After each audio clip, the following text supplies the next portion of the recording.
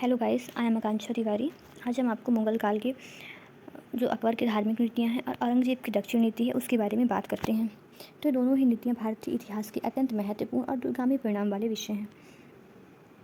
जैसे अकबर की धार्मिक नीति पढ़ते हैं। अकबर पहला ऐसा मुगल सम्राट था जिसने यह समझा कि भारत जैसे विविधतापूर्ण देश पर लंबे समय तक शासन करने के लिए एक बहुसंख्यक हिंदू आबादी का सहयोग और सहानुभूति जीतना अनिवार्य है। उसकी धार्मिक नीति को सुलह-ए-कुल मतलब सार्वभौमिक शांति और भाईचारा कहा जाता है। इनकी नीति के प्रमुख चरण और कार्य शुरुआती उदारवादी कदम थे। अकबर ने अपनी उदारता का परिचय देते हुए 1562 में युद्धबंदियों को गुलाम बनाने और उनके जबरन धर्म परिवर्तन कराने पर रोक लगा दी। 1563 में उसने तीर्थ यात्रा कर और 1564 में गैर मुस्लिमों पर लगने वाला जजिया कर पूरी तरह समाप्त कर दिया। फिर इबादत खाना की स्थापना करवाई। 1575 में फतेहपुर सीकरी में अकबर ने इबादत खाना प्रार्थना गृह बनवाया।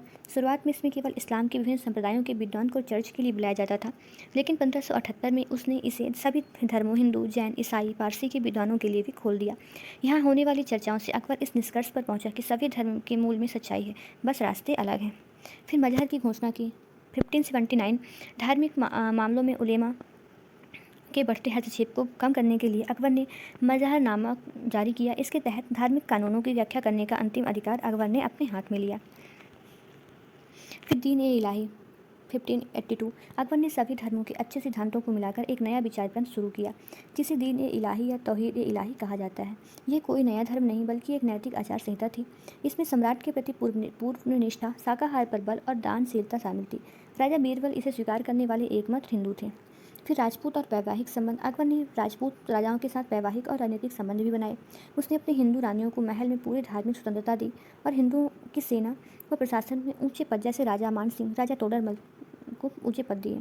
इसका महत्व था कि अकबर इस नीति ने मुगल साम्राज्य को एक राष्ट्रीय साम्राज्य का रूप दिया और देश में सांस्कृतिक समन्वय को बढ़ावा। अब हम पढ़ते हैं औरंगजेब की दक्कन नीति। तो औरंगजेब की दक्कन नीति उसके शासनकाल में सबसे लंबा और थका देने वाला अभियान था। उसने शासनकाल के 25 वर्ष 1681 से 1707 तक उसने दक्षिण भारत में ही बिताए। इतिहासकार जे.एन. सरकार ने इसकी तुलना नेपोलियन के स्पेनिश अल्सर नासौर से की, जिसने औरंगजेब का विनाश कर दिया। इसके उद्देश्य थे दक्षिण के सियाह राज्यों बीजापुर, गोलकुंडा का अंत करना, मराठों की बढ़ती हुई शक्तियों को पूरी तरह कुचलना, अपने विद्रोही बेटे शाहजादा अकबर को पकड़ना, जो भाग कर दक्षिण में मराठा छत्रपति संभाजी की शरण में चला गया था। इसकी नीति के प्रमुख चरण और घटनाएं। सिया राज्यों के बीच अकबर ने कड़े संघर्ष के बाद 1686 में बीजापुर और 1687 में गोलकुंडा को मुगल साम्राज्य में मिला लिया। हालांकि इतिहासकारों का मानना है कि यह उसकी एक रणनीतिक भूल थी, क्योंकि ये राज्य मराठा के खिलाफ एक बफर का काम करते थे। इनके नष्ट होने से मुगल मराठा धीरे धीरे आमने सामने आ गए।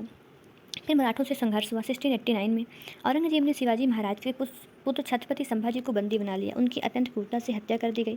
औरंगजेब को लगा कि इससे मराठा साम्राज्य खत्म हो जाएगा, लेकिन इसके विपरीत मराठे और अधिक उग्र हो गए। फिर मराठा स्वतंत्रता संग्राम। संभाजी की मृत्यु के बाद राजा राम और ताराबाई के नेतृत्व में मराठों ने मुगलों के खिलाफ जन युद्ध शुरू किया। औरंगजेब एक किला जीता तो मराठे दूसरा किला जीत लेते। मुगलों की विशाल सेना छापामार युद्ध नीति के सामने लाचार हो गई। अब इसके परिणाम और प्रभाव। आर्थिक और सैन्य तबाही हुई।